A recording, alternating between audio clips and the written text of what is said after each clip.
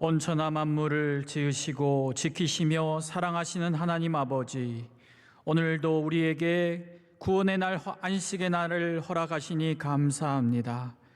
부활하신 주님의 새 생명을 우리에게 내려주셔서 일주일간의 삶의 허물과 죄를 씻어주시고 새로운 피조물로 거듭나는 한 날 되게 하여 주옵소서.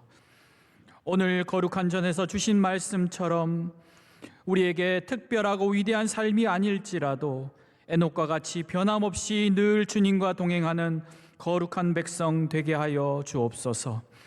온 세계를 덮고 있는 어둠의 영들, 죽음의 그림자가 물러가게 하옵시고 닫혀진 성전의 문을 다시 열어주셔서 예루살렘을 향하여 솟구치며 즐거이 올라가는 예배의 감격이 속히 오게 하여 주옵소서.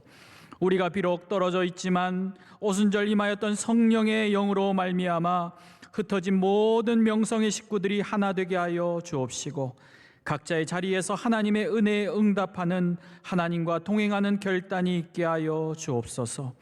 주님과 동행하는 삶의 연습과 훈련이 우리의 생을 빛나게 하시고 영광의 빛을 따라 거룩한 길로 인도함 받는 거룩한 백성 되게 하여 주옵소서. 지난 1년간 힘들고 고달픈 하루하루를 이어가는 주의 백성들을 불쌍히 여겨 주옵소서. 어두운 시기로 인해 성전의 문이 닫히고 주의 사명을 감당하기 어려워하는 위기의 이웃교회들을 건져주시고 우리가 서로의 짐을 지고 십자가를 함께 지고 나아가는 교회 되게 하여 주옵소서. 모든 선교지마다 현장에서 복음의 문이 닫히지 않게 하여 주옵시고 특별히 세우신 에티오피아 MCM 병원과 안동 성서병원, 소망 기독교 교도소, 시 채널이 더욱 크게 쓰임받는 구원의 도구가 되게 하여 주옵소서. 모세와 같이 큰 역사를 감당하신 올로 목사님의 사역이 더욱 확장되게 하여 주옵시며 새로운 가나안을 향하여 세워주신 담임 목사님에게 하나님의 능력을 갑절로 하나님 힘있는 은혜가 있게 하여 주옵소서. 오늘도 예배 가운데 임재하시고 역사하시는 예수 그리스도의 이름으로 기도하옵나이다. 아멘. 오늘 하나님께서 우리에게 주시는 말씀 베드로전서 3장입니다. 베드로전서 3장 7절로부터 12절까지 말씀입니다. 제가 가진 성경 신약성경 380쪽에 있습니다. 베드로전서 3장 17절에서 12절까지 말씀, 저와 여러분 한 절씩 교독하겠습니다. 남편들아, 이와 같이 지식을 따라 너희 아내와 동거하고 그를 더 연약한 그릇이요 또 생명의 은혜를 함께 이어받을 자로 알아 귀히 여기라. 이는 너희 기도가 막히지 아니하게 하려 함이라.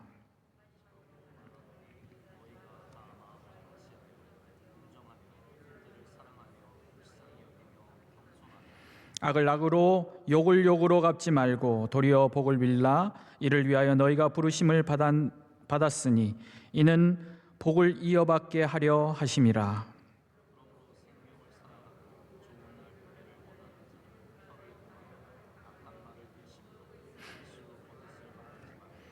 악에서 떠나 선을 행하고 화평을 구하며 그것을 따르라. 주의 눈은 의인을 향하시고 그의 귀는 의인의 간구에 귀 기울이시되 주의 얼굴은 악행하는 자들을 대하시느니라 하였느니라.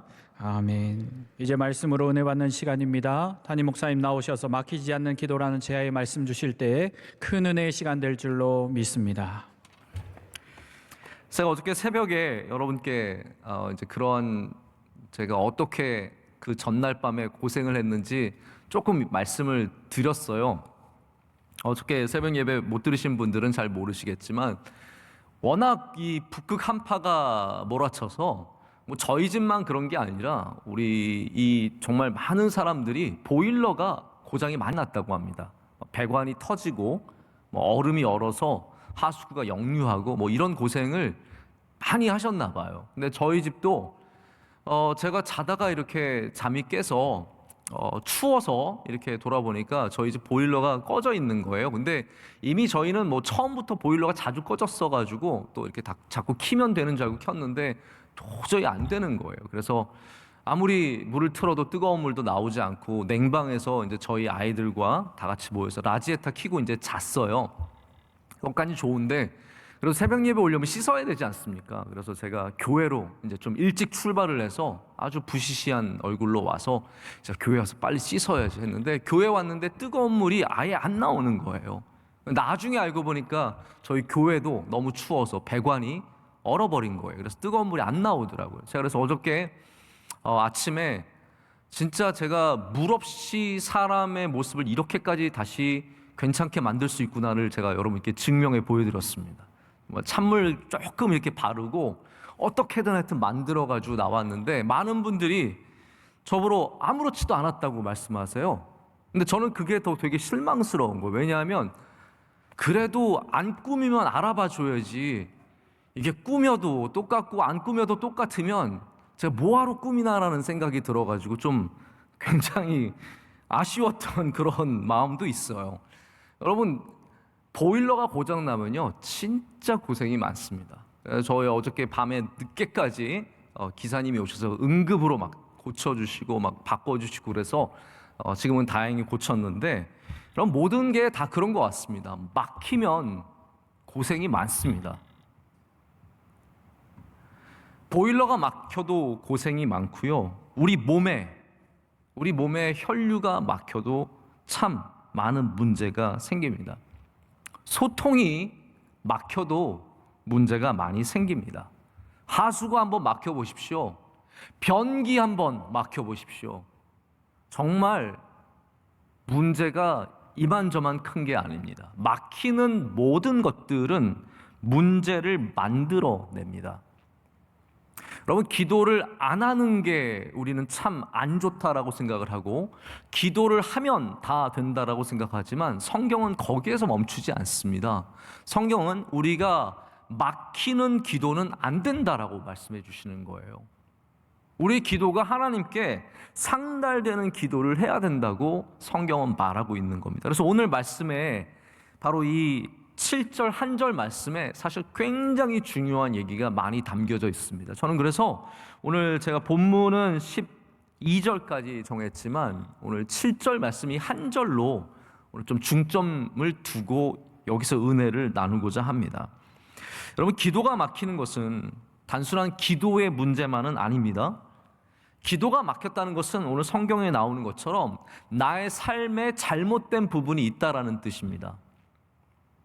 그러니까 물이 안 나온다는 것은 저기가 막혀 있다라는 거죠. 거기 문제가 있다라는 겁니다.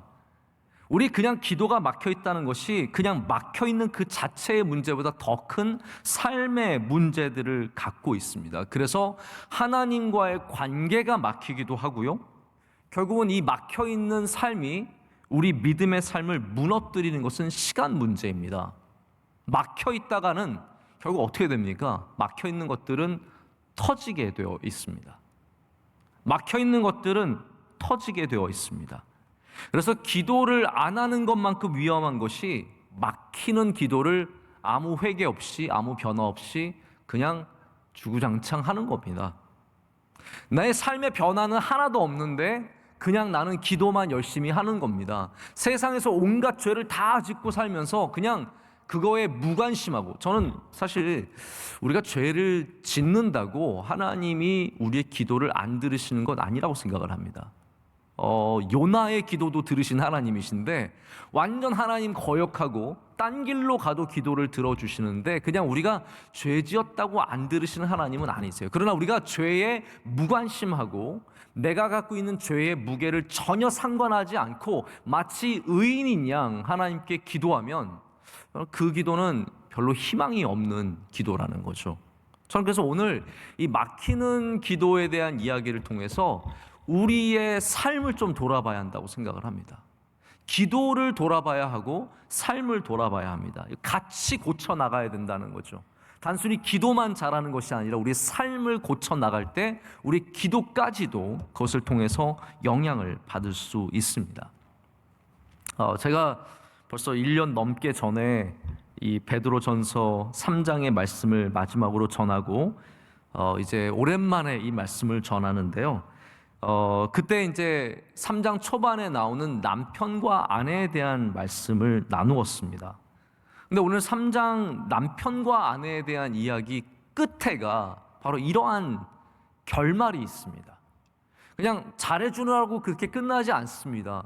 어떻게 말하고 있냐면 업신여기고 무례하게 행하고 귀하게 여기지 않고 존중하지 않고 배려하지 않으면 너의 기도가 하나님께 상달되지 않는다라고 얘기합니다. 그러니까 부부의 문제가 단순히 육체적인 부부의 문제만이 아니라 영적인 문제라는 것을 알려줍니다. 여러분, 사실 우리가 육체의 문제라고 생각하는 것들이 영적인 문제일 때가 참 많습니다.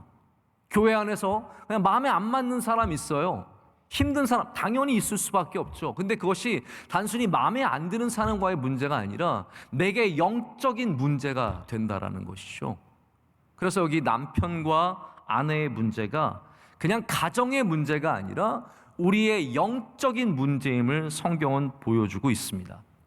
제가 그리고 성경을 여러분께 이렇게 저렇게 말씀을 드릴 때 늘 강조하는 것이 있는데 한 편의 이야기로만 들으시면 안 된다라는 거예요. 여러분, 이거 굉장히 중요한 겁니다. 왜냐하면 여기에서 이제 남편들아라고 시작을 하잖아요. 남편들아, 아내를 귀하게 여기라는 거예요. 연약한 그릇으로 여기고 잘 대해주라는 거죠. 네가 막하고 그렇게 막 때리고 그렇게 잘못하면 하나님 너의 기도 안 들으신다고 얘기를 합니다. 근데 이거를 그냥 잘 됐다, 오늘 내 남편이 이거 꼭 들어야겠다 로 멈추면 여러분 굉장히 안타까운 겁니다. 성경은 항상 상호주의입니다.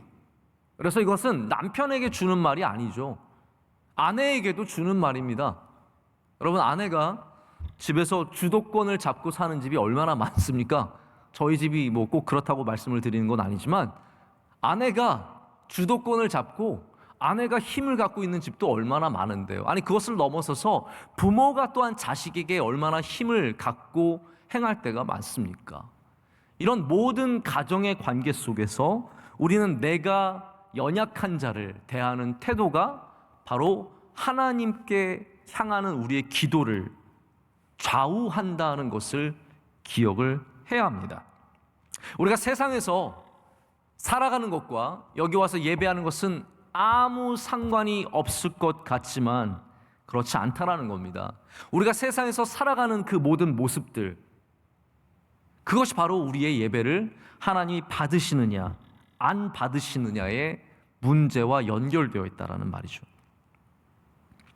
여러분, 기도가 막혀 있다는 것은 두 가지 가능성이 있습니다. 나한테서 뭔가가 막혀 있는 것이 있을 수 있고요, 하나님께서 무엇인가를 막고 계실 때가 있습니다. 여러분, 우리도 뭐가 막혔을 때 그 원인을 찾으려고 참 많이 노력을 합니다. 어저께 새벽에 이제 저희 그 사무실 배관이 막혔는데 우리 교회에서 막 그걸 지금 뚫으려고 얼마나 원인을 찾고 고생했는데 쉽지 않았습니다. 뭐 오늘에서야 이제 물 좀 제대로 쓸 수 있게 되었고, 그 전까지는 이제 물도 제대로 쓰면 안 된다, 이게 다 역류하니까 조심하라고.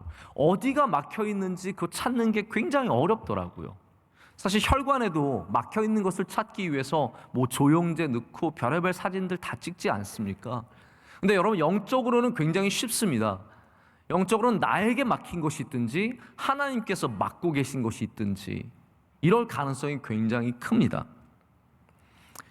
내가 미움이 많고 내가 화가 많고 내가 여러 가지 이유로 기도가 안 되는 거, 나는 반대로 또 열심히 기도하고 있지만 하나님께서 흠양하지 않으시는 것, 여러분, 이러한 기도는 나의 문제와 또 하나님께서 막으시는 이 두 가지 면들이 있다는 거죠. 예를 들어서 가인의 제사는 가인이 막힌 건 아니었어요. 가인은 제사 잘 드리고 싶었습니다. 그러나 하나님이 그 제사를 받지 않으셨습니다. 가인에게 문제가 많았다라는 거예요. 그냥 예배라고 해서 하나님께서 다 받으시는 건 아니라는 겁니다. 저는 그런 면에서 우리가 정말 하나님께 상달되는 기도를 드리기를 간절히 원합니다. 하나님께 상달되는 기도, 하나님 받으시는 기도, 하나님이 기뻐하시는 기도, 하나님께서 들어주시고 싶어하는 기도를 드릴 때 그 기도가 힘 있는 기도가 되고 하나님께서 이루실 때 그 기도를 통해서 하나님의 영광이 나타나게 될 줄로 믿습니다. 여러분, 제가 다시 강조하지만 이 막힌다는 것이 그냥 남편과 아내의 문제만은 아닙니다. 남편이 아내를 소중히 여기지 않는 것, 귀하게 여기지 않는 것, 여기와 또 기도의 막힘이 이어지는 중요한 포인트는 뭐냐 하면 연약함을 대하는 태도입니다. 연약함을 대하는 태도. 우리가 연약한 사람을 어떻게 대하는가? 오늘 이게 그래서 남편과 아내만의 이야기는 아니라는 거예요. 연약한 존재를 어떻게 대하는가? 교회도 마찬가지입니다. 교회가 연약한 존재를 어떻게 대하는가가 그 교회의 수준입니다. 회사에서 일할 때, 여러분의 학교에서 공부할 때, 때로는 연약한 자들을 만납니다. 후배들이 있습니다. 동료들 가운데서도 좀 부족한 어려운 분들이 있습니다. 제자들도 있고 나보다 한참 어린 후배들, 어린 사람들도 있습니다. 이 모든 것에 대한 태도가 여러분의 기도의 문을 닫기도 하고 열기도 할 수 있다는 거죠. 여러분이 연약한 자를 오늘 말씀처럼 지식을 따라 배려함으로, 지식을 따라란 말이 어려운 말이 아닙니다. 배려함이죠. 사려 깊게 생각해서 그를 도와준다면, 은혜를 베풀어 준다면 하나님께서 여러분의 기도를 기뻐 받으실 것입니다. 그러나 연약한 자를 멸시하고 선대하고 그리고 연약한 자를 멀리한다면 하나님께서는 여러분의 기도에 귀를 닫으실 수 있다라는 거죠. 연약한 자만이 그냥 연약한 게 아니라 성경의 역사를 보면 강했던 사람이 언제든지 연약해질 수 있는 걸 볼 수 있습니다. 강했던 사람이 연약해지는 경우가 참 많이 있습니다. 저는 작년에 이제 성경을 읽으면서 다윗이 이 압살롬에게 쫓겨가는 장면에서 굉장히 오랫동안 머물러 있었습니다. 압살롬에게 쫓겨가는 그 장면들이 참 서글프더라고요.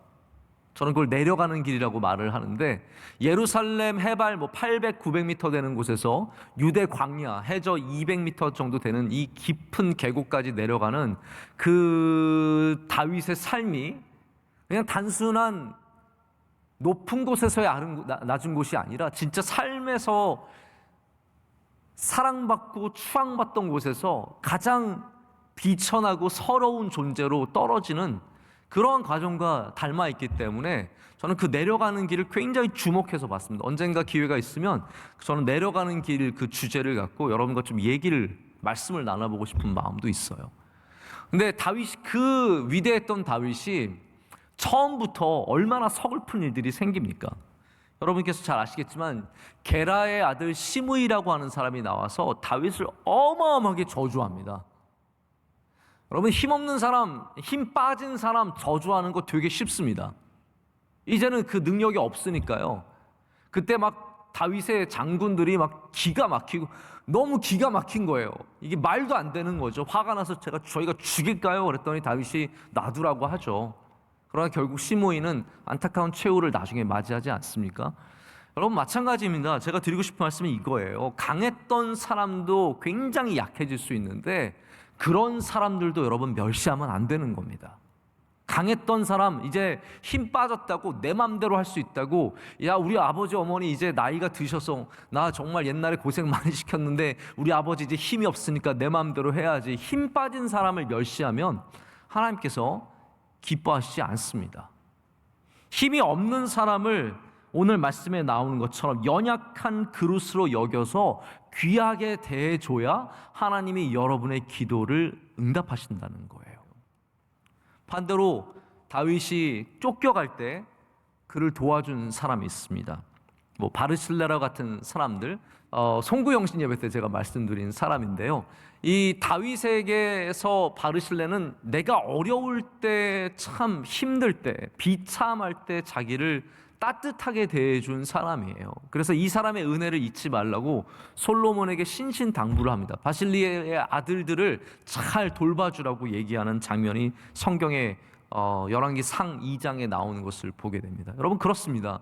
우리가 사람들을 어떻게 대하느냐가 하나님께서 우리의 기도를 들으시는 기준이 될 수 있다는 거예요. 하나님께만 잘하는 것으로 만족하시지 말라라는 거죠. 그래서 베드로 전서는 이 8절부터 어떤 내용들이 나오냐면 계속해서 우리가 형제들에게 어떻게 대할 것인가에 대한 말씀이 나오는 거예요. 이 힘들고 어려운 때에도 우리가 어떻게 형제들을 대할 것인가. 왜냐하면 그것이 하나님과의 관계를 정의하는 굉장히 중요한 기준이 되기 때문입니다.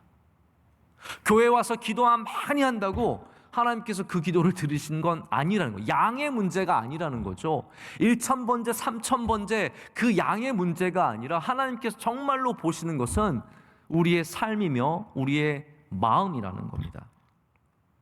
여러분, 그래서 우리 모두가 하나님께서 들으시는 기도로 나아가기 위해서 더욱더 연약한 그릇들을 귀하게 여기는 주님의 백성들이 되기를 간절히 소망합니다. 자, 이런 말씀을 드리는 게 적절할지 모르겠지만 기도가 충분하지 않을 수 있다라고 말씀을 드리고 싶습니다. 기도라고 다 충분한 건 아닙니다. 제가 오늘 아침에도 낮에도 우리 주일 예배를 드리면서 에노스 때 여호와의 이름을 불렀지만 그것이 충분하지 않았다는 말씀을 드렸습니다.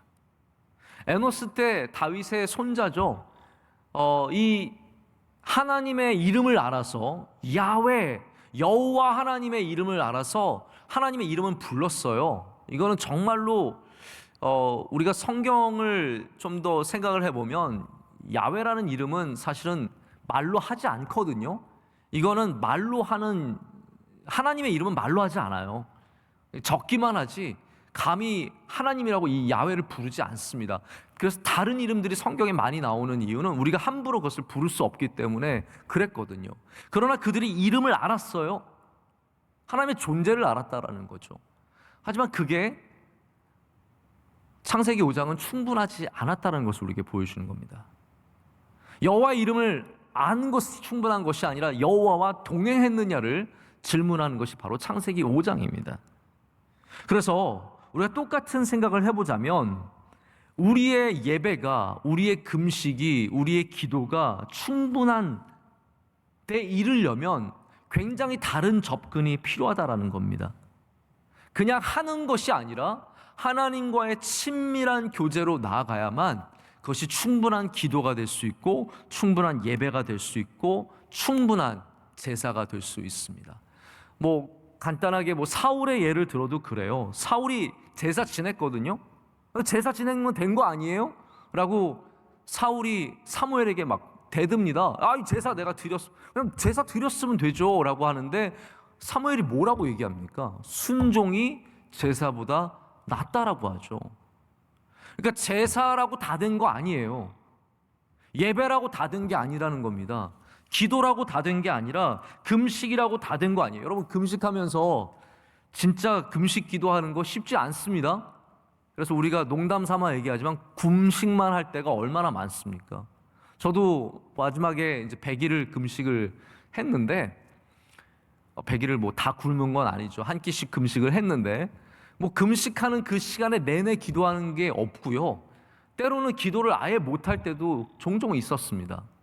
우리가 그냥 금식의 시간과 기간이 길어졌다고 금식은 아닌 겁니다. 학교 다니는 기간이 길었다고 공부를 잘하는 게 아니죠. 그렇다면 박사학위 10년 한 사람은 박사학위 3년에 끝낸 사람보다 더 잘해야 되지만 그렇지 않잖아요. 예배를 오래 드린 사람이 그러면 더 훌륭하겠습니까? 아니, 심지어는 그냥 설교가 길다고 그게 좋은 설교이겠습니까? 제가 사실은 오늘 말씀을 준비하면서 제 스스로 굉장히 생각해 보는 게 되는 것이 많았어요. 내가 과연 말씀을 잘 전한다고 하는 것이 정말 하나님께서 기뻐하시는 일일까? 제가 오늘 말씀 준비를 하면서 이렇게 쭉 준비를 하는데 좀 답답한 시간들이 있었어요. 이게 하나님 말씀을 주셔야 되는데 이렇게 좀 뭔가가 답답한 거예요. 말씀이 이렇게 진행이 안 되고 준비가 잘 안 되고 계속해서 이렇게 하나님 앞에 머물러 있는 시간이 있었는데 저는 오히려 그게 저에게 굉장히 은혜가 되었어요. 제가 막 설교가 제 마음대로 준비가 쫙쫙 되면 굉장히 편하죠. 근데 안 될 때 오히려 저를 돌아보고 하나님 앞에 서게 되니까 저는 그게 더 은혜가 되더라고요. 심지어는 저의 설교가 오늘 부족할지라도 저는 하나님이 기뻐하시는 말씀이라면 그게 참 능력이라고 믿습니다. 그래서 우리의 기도가 기냐 짧냐, 예배를 많이 들었느냐 적게 들었느냐, 이것에 있어서 이것보다 더 중요한 것은 그것이 어떠한 기도이냐, 어떠한 예배이냐, 이것이 더 하나님께서 중요하게 보시는 겁니다. 성경은 정색을 하고 이 부분에 대해서 얘기를 합니다. 순종이 제사보다 낫다고 완전히 그냥 딱 잘라서 말을 하는 거죠. 하나님이 기뻐 받으신 예배가 아니라고 그러는 거예요. 아모스가 똑같은 이야기를 합니다. 아모스가 너희들 그렇게 해서는 안 된다는, 그렇게 제사해서는 안 된다, 하나님이 절대로 기뻐 받지 않으신다고 얘기하고, 말라기가 똑같은 이야기를 하고 있습니다. 여러분, 기도가 어떻습니까? 그냥 기도하면 충분한 거 아닐까요? 물론 드리는 기도가 안 드리는 기도보다 낫습니다. 기도 한 번도 안 하면서 그냥 내 맘대로 살아가는 것보다 기도를 하는 게 훨씬 더 낫습니다. 하지만 기도하는 가운데 오늘 우리가 받기를 원하는 은혜는 좀 스스로 돌아보는 은혜입니다. 내가 하나님께서 기뻐 받으실 만한 기도를 드리는 삶을 갖고 있느냐라는 거죠. 내가 정말로 청산유수로 아름다운 단어로 기도를 하는가, 이전에 나의 기도를 받으실 만한 삶을 내가 살아가고 있느냐, 그것을 우리가 질문해 봐야 된다는 겁니다.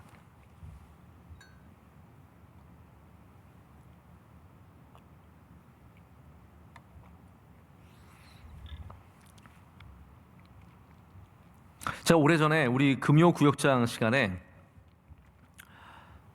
응답받지 못하는 기도에 대한 말씀을 드린 적이 있습니다.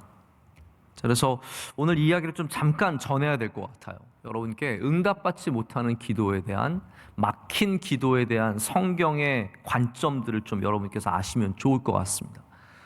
저희가 완벽한 기도를 다 드릴 수는 없지만 그래도 이 정도는 알아야 우리가 더 하나님이 기뻐 받으실 만한 기도로 나아갈 수 있다는 생각을 갖습니다.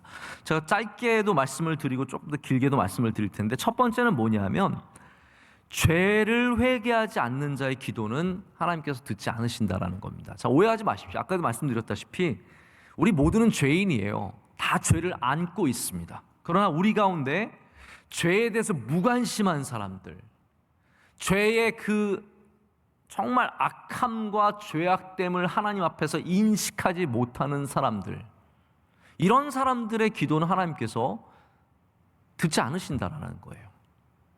다윗 시편에 이런 구절이 있어요. 66편 18절인데요. 내가 나의 마음에 죄악을 품었더라면 주께서 듣지 아니하시리라. 그래서 여러분, 기도는 항상 회개와 함께 이어져 가야 합니다. 회개가 없는 기도는 능력이 없는 기도예요. 의인의 기도, 여러분, 의인의 기도가 하나님 저 의롭습니다라고 하는 기도입니까? 아니잖아요. 의인의 기도는 나의 삶이 의로운 삶의 기도지, 그게 하나님 앞에 의롭다 하는 기도는 아니거든요. 우리는 죄인의 기도를 드려야 합니다. 할렐루야. 우리 하나님 앞에서 철저하게 죄인의 기도를 드려야 합니다. 왜 다윗의 기도가 응답받았을까요?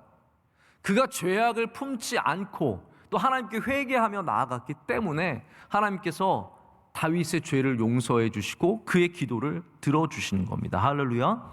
우리 모두가 하나님 앞에 죄인의 기도를 드려야 합니다. 하나님, 제가 참 많습니다. 많이 부족합니다.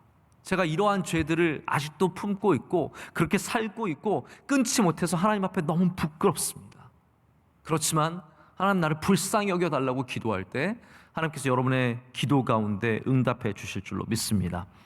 또 성경은 우리가 정욕을 위해서 구할 때 기도는 온전하지 못하다라고 얘기하고 있습니다. 그 기도는 응답받지 못한다는 거죠. 혹시 여러분 좋은 차 갖고 싶으셔서 기도하십니까? 하나님, 올해는 벤틀리 사게 해주세요. 벤츠 사게 해주세요. 모르겠습니다. 하나님께서 그 기도를 과연 기뻐하실까요? 야고보서 4장에는 이런 말씀이 있습니다. 너희는 욕심을 내어도 얻지 못하며 살인하며 시기하여도 능히 취하지 못함으로 다투고 싸우는도다. 너희가 얻지 못함은 구하지 아니하기 때문이요 구하여도 받지 못함은 정욕으로 쓰려고 잘못 구하기 때문이라. 여러분, 벤츠는 기도로 응답받는 게 아니라 돈 모아서 사는 겁니다. 그냥 돈 열심히 모으셔서 좋은 차 사십시오. 하나님께 우리가 구해야 하는 것은 정욕의 대상들이 아니라 하나님께 쓰임받을 대상들입니다. 그냥 내가 좀 유명해지기 위해서 교회가 부흥되기를 원한다? 하나님께서 그거 별로 기뻐하시지 않습니다. 아니, 교회는 당연히 부흥해야 하고 당연히 많이 모여야 하지만 그것이 나의 정욕을 위한, 내가 어쨌든 하나님보다 더 위대하게 보이기 위한 것이라면 하나님께서 그 기도를 들으실 리가 만무합니다. 여러분, 저는 우리 교회가 많은 자원으로 복을 받은 교회라는 확신이 있습니다. 하나님께서 우리 교회에 좋은 인적 자원을 주셨고 지금도 멈추지 않고 물질적인 자원도 부어주고 계십니다. 이 모든 하나님께서 주시는 은혜는 우리가 정욕으로 이것을 구한 것이 아니라 하나님의 나라를 위해 쓰기 위해서 구했기 때문인 줄로 믿습니다. 그래서 우리는 그 목표가 변하면 안 됩니다. 저는 그래서 명성교회가 잘 돼야 된다라고 했을 때 그것이 무슨 의미인지 여러분이 알고 말씀하셨으면 좋겠습니다. 명성교회가 더 좋은 교회가 되어야 합니다. 그럼 옛날에 나쁜 교회였나요? 그런 말이 아니잖아요. 명성교회가 더 부흥해야 합니다. 무엇을 증명하기 위해서 우리가 그런 것을 하는 겁니까? 왜 우리가 더 온전한 교회가 되기 위해 노력을 해야 될까요? 남들한테서 떳떳해지기 위해서요? 아니, 여러분, 하나님 앞에 떳떳하면 된 겁니다. 할렐루야. 우리가 하나님 앞에 늘 부족한 존재이지만 이런 면에 있어서 하나님께서 기뻐하시는 일들을 행한다면 하나님 앞에서 우리가 자유로울 수 있습니다. 그러나 다른 교회보다 또 다른 사람들보다 잘 되기 위해서 그냥 그러한 경쟁심에 혹은 누구를 누르기 위해서 잘 되는 거라면 그런 기도를 하나님께서 저는 결코 기뻐 받으실 거라고 생각하지는 않습니다. 우리가 잘 되기를 원합니다. 할렐루야. 그러나 하나님의 영광을 위해서, 하나님의 나라를 위해서, 선교를 위해서, 쓰임받기 위해서 우리가 그것들을 행할 때 하나님께서 우리의 기도를 들어주실 줄로 믿습니다. 세 번째는 하나님의 뜻을 구하지 않는 기도는 응답받지 못합니다. 요한 1서 5장에 이런 말씀이 있습니다. 그를 향하여 우리가 가진 바 담대함이 이것이니 그의 뜻대로 무엇을 구하면 들으심이라. 우리가 무엇이든지 구하는 바를 들으시는 줄을 안즉 우리가 그에게 구한 그것을 얻은 줄을 또한 아느니라. 아멘. 하나님의 뜻대로 구하면 들으신대요. 다시 말씀을 드리자면 하나님의 뜻에 관심 없는 기도는 응답받지 못합니다. 하나님의 뜻에 관심이 없는 기도는 응답을 받지 못합니다. 여러분, 우리가 좋은 생각을 가져봤자 굉장히 큰 한계가 있습니다. 우리는 그냥 좋은 생각 가지려고 노력하는 것이 아니라 하나님의 뜻을 알기 위해서 노력해야 합니다.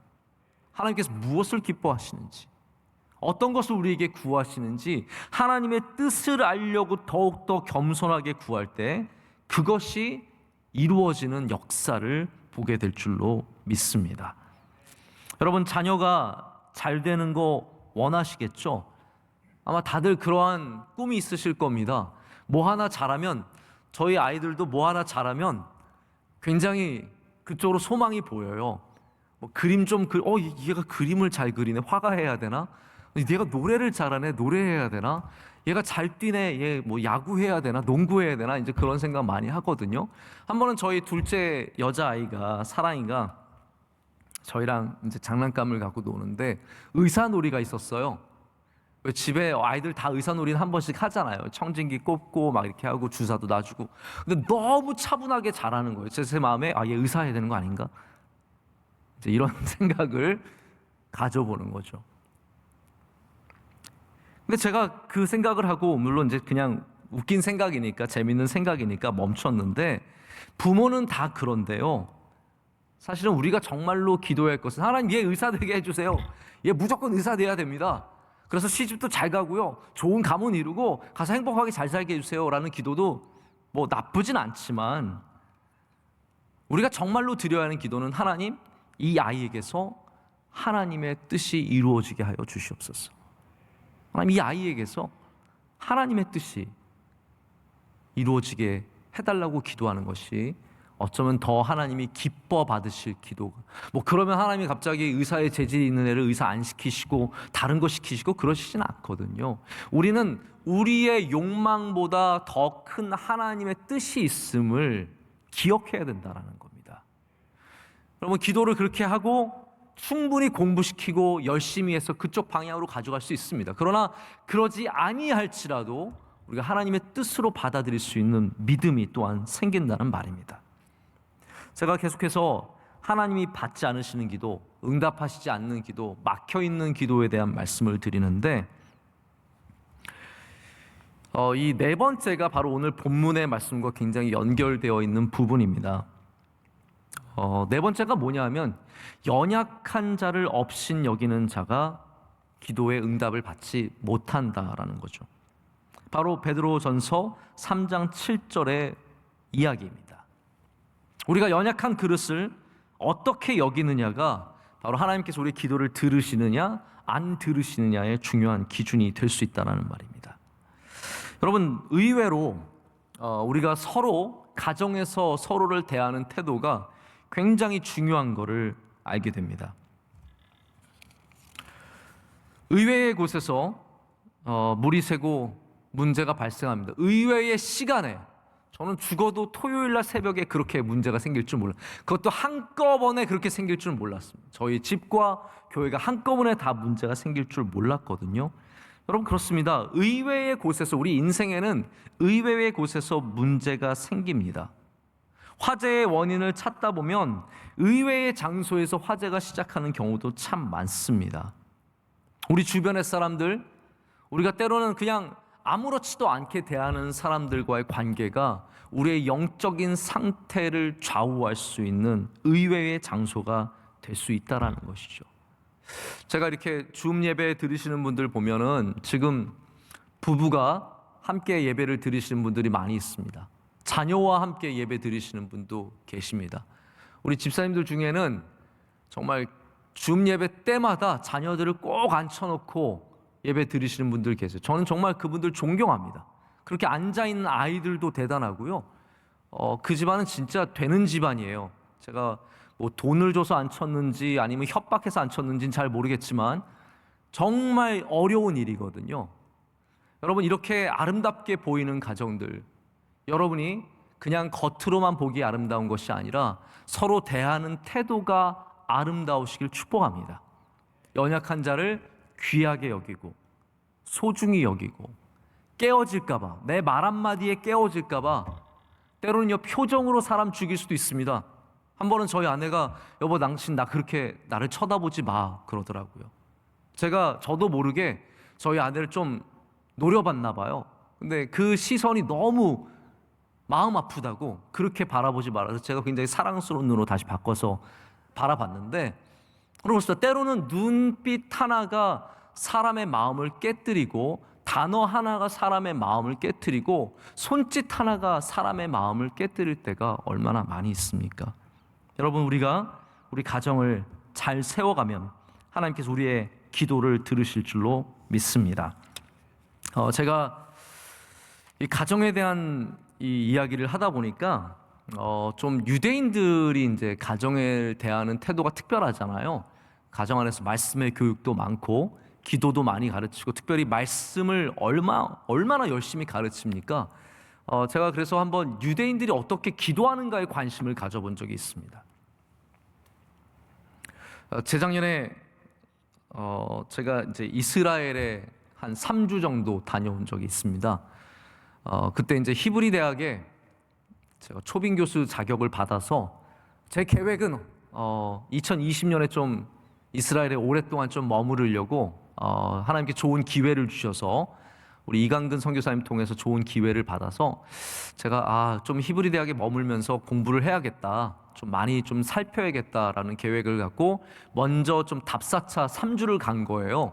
가서 뭐 히브리 대학의 학자님도 만나고 거기 또 성경 부학자님도 만나고 참 많은 분들을 만나 좋은 교제도 나누고 또 예루살렘도 보고 많은 걸 경험을 했습니다. 근데 제가 그 가운데 하나 들었던 생각 중에 하나가 뭐냐면 우리가 좀 기도를 통합적으로 알면 얼마나 좋을까라는 생각이 들었어요. 그게 무슨 말이냐 하면 구약에 나오는 기도의 모습과 예수님이 가르치신 기도의 모습과 신약에 나오는 기도의 모습, 그리고 유대인들이 정통으로 알고 있는 기도의 모습, 그리고 우리 한국 교회가 갖고 있는 기도의 모습들을 좀 다방면으로 보면서 우리가 기도를 좀 제대로 한번 다뤄보면 좋겠다는, 우리 교회에서 그런 세미나를 하면 좋겠다 생각해서 제가 히브리 대학에서 박사학위 공부하시는 우리 목사님들 몇 분 이렇게 초청을 해서 유대인의 기도에 대해서 좀 배우고 싶은 마음이 있었는데, 안타깝게도 우리가 이렇게 코로나 시대를 맞아서 지금 아무것도 하고 있지 못하는 상황 가운데 있습니다.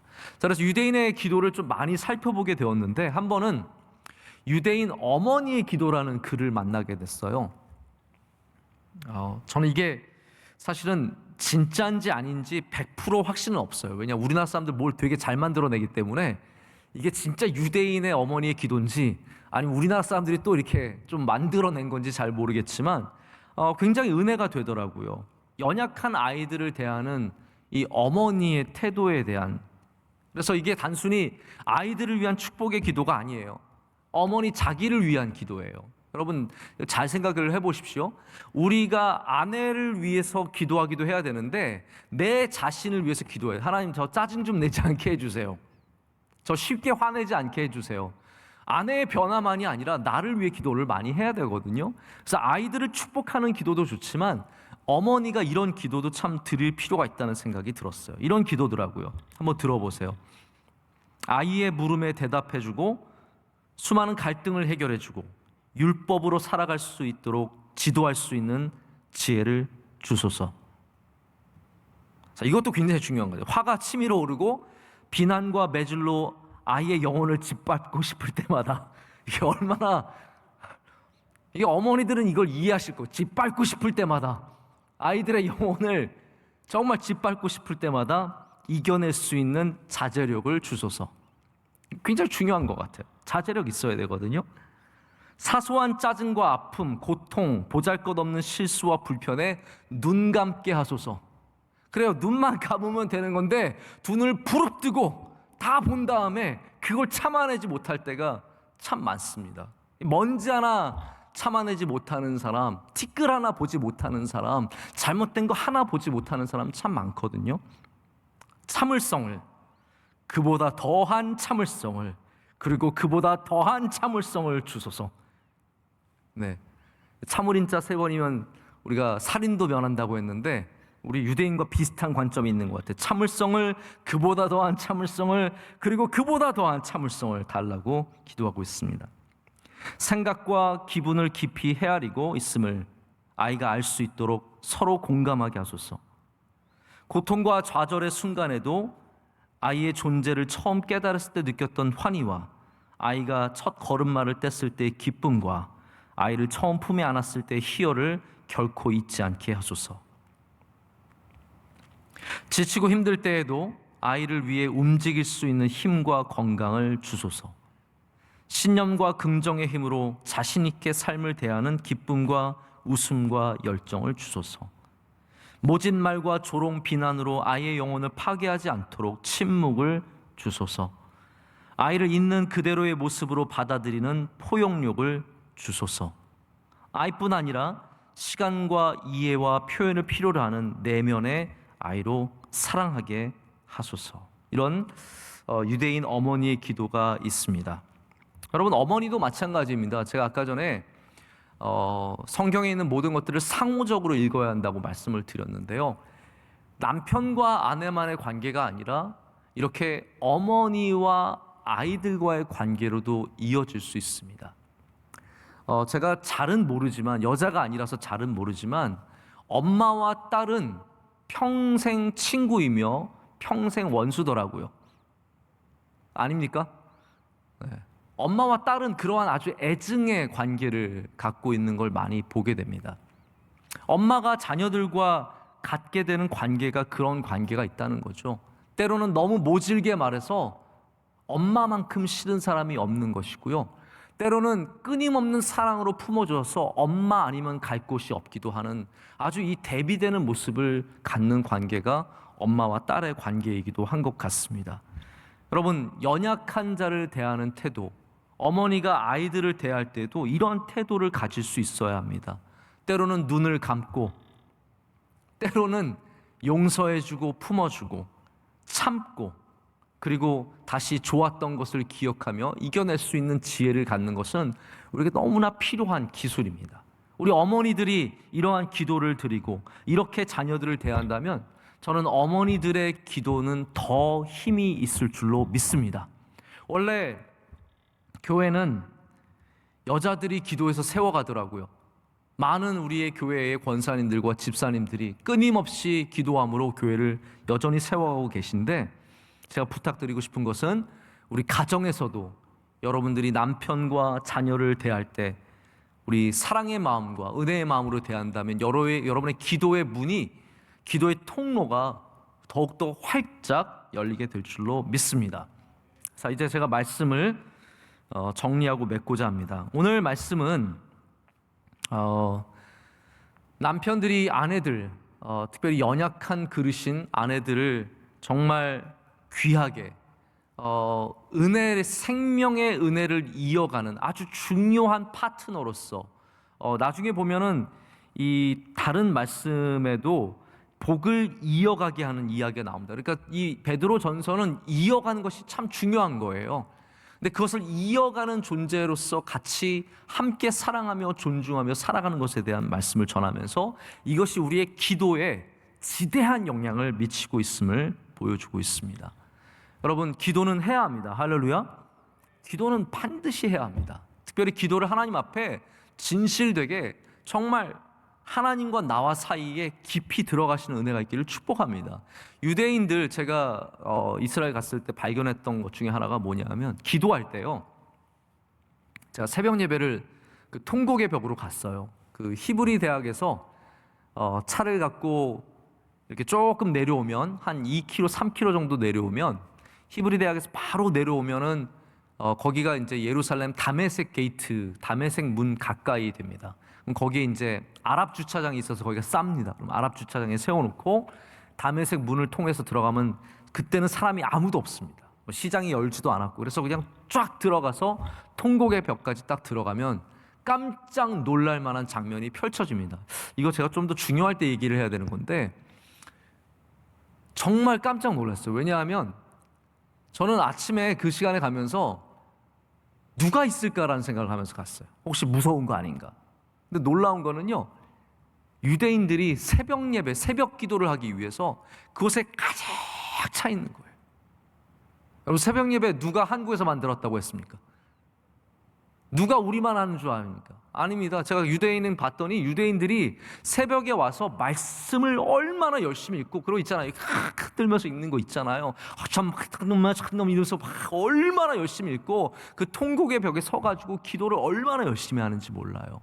근데 그분들이 이 탈릿이라고 하는 이 쇼를 쓰고 기도합니다.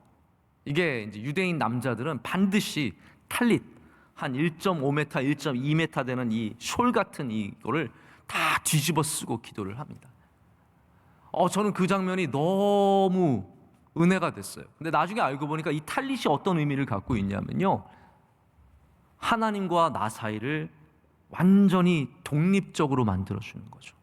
사람들이 많잖아요. 어마어마하게 많은 사람이 있지만 나는 하나님과의 기도로 들어가기 위해서 그것을 뒤집어 쓰는 겁니다. 그리고 그 안에서 진실되게 아주 절실하게 하나님 앞에 기도하는 모습을 봤습니다. 여러분, 기도는 이런 면이 있어야 됩니다. 하나님 앞에 정말 뭘 뒤집어 쓰고, 나 오늘 하나님만 딱 만난다, 하나님 앞에 내가 정말 나의 모든 것을 내놓겠다, 나 하나님의 은혜 없으면 살아갈 수 없다는 그런 간절함으로 뒤집어 쓰고 하나님 앞에 그렇게 나아가야 하는데, 오늘 말씀은 바로 그렇게 아무리 잘하고 나아갔을지라도 내가 이것을 벗었을 때, 탈릿을 벗었을 때 나의 옆에 있는 사람과의 관계가 여전히 중요함을 보여주고 있습니다. 여러분, 우리 유대인은 아니지만 우리 다 기도보, 이 탈릿을 다 영적으로 쓰시길 축복합니다. 어디에서 기도하시든지 정말 하나님과 하나 되어서 나만의 기도를 들으십시오. 그러나 기도의 자리에서 일어날 때는 우리의 이웃의 손을 잡아주고 연약한 자들을 일으켜 세워주고 나의 사랑하는 가족들을 잘 돌볼 때 하나님께서 여러분의 기도에 반드시 응답하게 되는 역사가 있을 줄로 믿습니다. 우리 함께 찬양하시겠습니다. 원하고 바라고 기도합니다. 함께 찬양하겠습니다.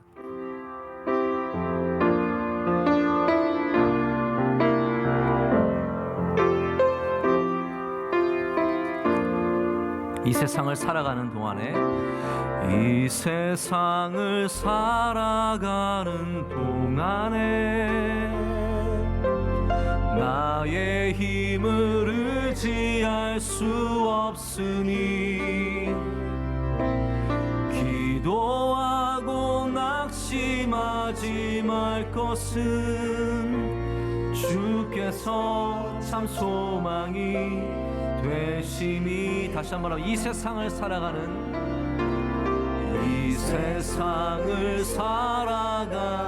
동안에 나의 힘을 의지할 수 없으니 기도하고 낙심하지 말 것은 주께서 참 소망이 되심이라. 하나님의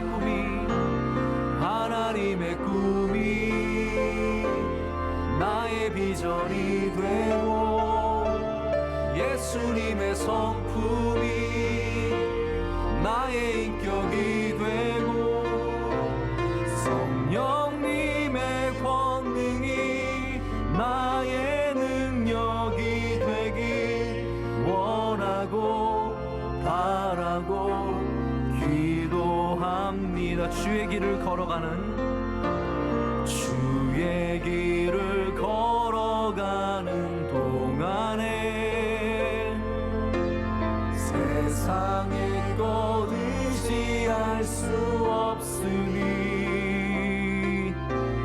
감사하고 낙심하지 말 것은 주께서 참 기쁨이 되심이라. 하나님의 꿈이 나의 비전이 되고 예수님의 성품이 나의 인격이 되고 성령님의 권능이 나의 능력이 되길 원하고 바라고 기도합니다. 하나님의 꿈이 나의 비전이 되고 예수님의 성품이 나의 인격이 되고 성령님의 권능이 나의 능력이 되길 원하고 바라고. 우리 마지막으로 하겠습니다. 하나님의 꿈이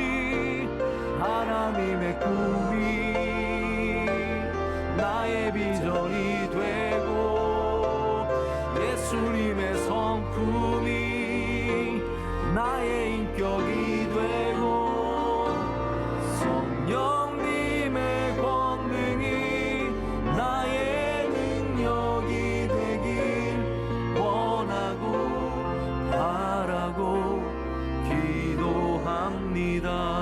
함께 이 시간 기도하겠습니다. 우리 기도하고 낙심하지 말아야 합니다. 감사하며 낙심하지 말아야 합니다. 우리 기도하면 하나님께서 다시 힘을 주시고 또 하나님께서 우리에게 능력을 주실 줄로 믿습니다. 그러나 이 시간 우리가 기도만 하는 것이 아니라 우리의 삶을 주님 앞에 다시 가져나가길 원합니다.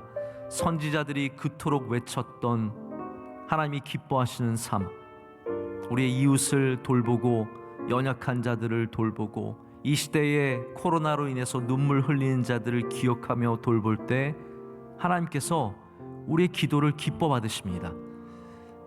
그러나 나만 바라보고 연약한 자들에게 모진 말을 내뱉고 업신여기고 천하게 여긴다면 하나님께서도 우리의 기도를 받지 않으실 것입니다.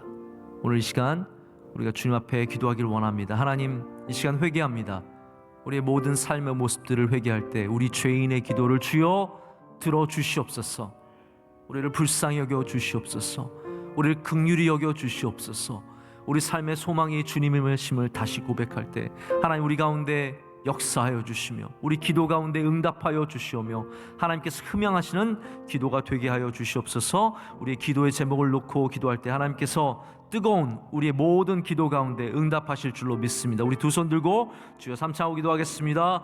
주여 주여 주여. 하나님 아버지, 이 시간 주님께 간절히 기도하며 나아갑니다. 하나님, 나의 모든 더럽고 추악하고 하나님 기뻐하시지 않는 모든 죄를 주님 앞에 회개합니다. 주님 용서하여 주시옵소서. 하나님, 저는 주님 앞에 여전히 부족한 종입니다. 하나님 아버지, 게으른 종입니다. 하나님, 주님이 기뻐하시지 않는 일들을 수없이 하며 행하며 꿈꾸는 자입니다. 주님 불쌍히 여겨주시옵고 속히 곳에서 건져주시오며 하나님이 기뻐하시는 주의 종이 될 수 있도록 역사하여 주시옵소서. 하나님 아버지, 갖고 있는 힘을 주님께서 기뻐하시는 힘으로 쓰게 하여 주시옵소서. 하나님, 잘못 쓰지 않도록 저를 불쌍히 여겨 주시옵소서. 주신 모든 것들을 아름답게 쓸 수 있도록 주님 역사하여 주시옵소서. 하나님, 저의 입술을 주님 기쁘시게 하는 입술이 될 수 있도록 축복하여 주시옵소서. 그래서 하나님, 우리 모든 성도들도 함께 기도하며 나아갈 때 우리 성도들의 기도가 주님께 상달되며 응답받을 줄로 믿습니다. 하나님, 주의 사랑하는 교회를 붙잡아 주시옵소서. 하나님, 우리의 정력으로 기도하는 제목이 아니라 주님의 나라를 위해서 기도할 때 하나님께서 우리 명성교회를 기뻐 사용하실 줄로 믿습니다. 주의 장중에 붙잡아 주시오며 하나님 사랑하시는 교회가 되게 하여 주시오며 하나님, 예배의 숫자만이 아니라 참된 예배를 드리는 순종으로 제사하는 교회가 되게 하여 주시옵소서. 하나님 아버지, 이 세상을 살아가며 수많은 어려운 일들을 만나지만 우리 낙심하지 않게 하여 주시고 끝까지 기도를 포기하지 않게 하시고 주님 붙잡고 기도하며 나가는 주의 성도들이 되게 하여 주시옵소서. 하나님 아버지, 지금 가정에서 예배드리고 있습니다. 하나님, 여러 곳에서 예배드리고 있습니다. 모든 예배 가운데 응답하여 주시며 우리 모든 기도 가운데 응답하여 주시옵소서. 자녀의 길을 열어 주시옵소서. 우리 부모님의 건강을 위도할 때 하나님 사랑하시고 긍휼히 여겨 주시옵소서. 하나님, 어려운 기업을 주님께 맡깁니다. 도와주시옵소서. 길을 열어주시고 형통하게 하여 주시며 하나님의 크신 복을 우리 가운데 내려 주시옵소서. 오늘 예배를 주께서 기뻐 받으실 줄로 믿습니다. 하나님 아버지, 감사합니다. 오늘 베드로전서의 말씀을 통해 우리 삶을 돌아보는 기도를 하게 하심을 감사합니다. 하나님, 우리 지금껏 기도만 열심히 하고 하나님이 기뻐하시는 삶을 돌보지 않았다면 우리를 다시 고쳐주셔서 우리 모두가 하나님이 기뻐하시는 삶으로 변화되게 하여 주시고 우리의 예배가, 우리의 기도가, 우리의 금식이, 우리의 구제가 하나님께 상달되도록 역사하여 주시옵소서. 우리를 사랑하시고 우리를 기뻐하시는 예수 그리스도의 이름으로 간절히 기도드립니다. 아멘. 이제는 우리를 항상 함께 하시는 예수 그리스도의 크신 은혜와 변함없이 우리와 함께 하시는 사랑, 하나님의 크신 사랑과 늘 우리와 임재하셔서 가르쳐 주시고 인도하시는 성령님의 동행하심이 주님을 붙잡고 이 어려운 세상이지만 말씀으로 또 기도로 주님과 동행하며 나가기를 원하는 우리 모든 사랑하는 성도들 가운데 이제로부터 영원토록 함께 하시기를 간절히 축원하옵나이다. 아멘.